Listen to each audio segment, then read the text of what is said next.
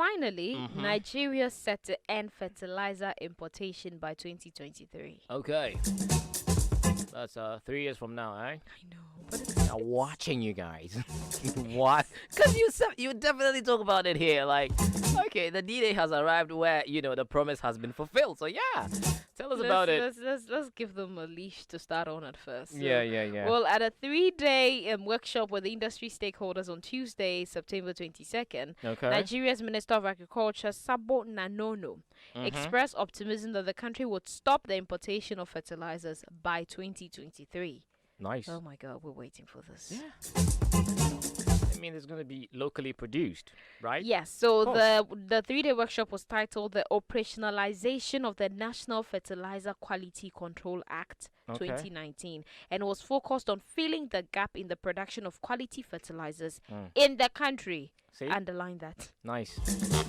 I always like it that And way. protecting private investments of manufacturers, blenders or distributors, Yeah. as well as other service providers along the fertilizer value chain. Nice. Okay. So speaking at the event, the minister said the country has over 33 fertilizer blending plants and is currently producing about 5 million metric tons of fertilizer annually, with many more underway. And according to the Food and Agriculture Organization, FAO, they estimate the country requires about 7 million metric tons of fertilizer annually. So if currently they're already producing 5 million, they need 2 million metric tons. Yes. I think they can do it. They can. They can. They can do it. Okay. And with the current output, the government had to grant waivers to some fertilizer plants to import the product.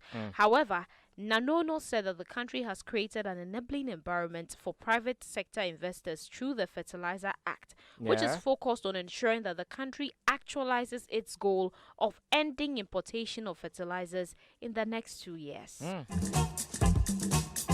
Okay. It's great. Very. Very. It's great. There's always one thing that I've noticed in the way we do things in Africa. It's like Operation this, like there's fire in it. Yeah.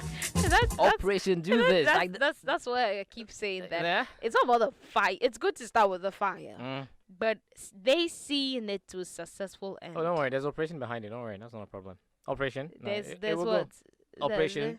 Operationalize. There's all that operation. So it's a journey they're embarking. It's just and there's no way you start a just journey. 3 years from now. Exactly. 3 We'll years. come back. Even though 3 years. 3 years from now, we'll come back Looks to like this. forever. No, It's it doesn't just look like forever. It's just around the corner. We're coming back to this. We're going to see them as they do it. Yeah. Well, more so, the act allows private sector players obtain certificates of registration or sales permits after the payment of some prescribed fees or charges before being allowed to operate any fertilizer business in Nigeria. And that should not be a problem, as the fees are the least when compared to other related subsectors and agencies. Okay.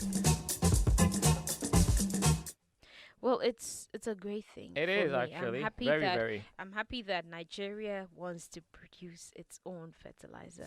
It shouldn't be only Nigeria. I mean, all the countries. But it's a startup. Look at it. So yeah. Nigeria has started. I'm sure the countries around Nigeria are just saying, okay, they've started this. Let's see if they'll how be it able to. ends. Yes, if they're able to do it, Mm. then we can also copy or take the same model and implement it over here. Another thing they should also take into factor is that every country has its own unique.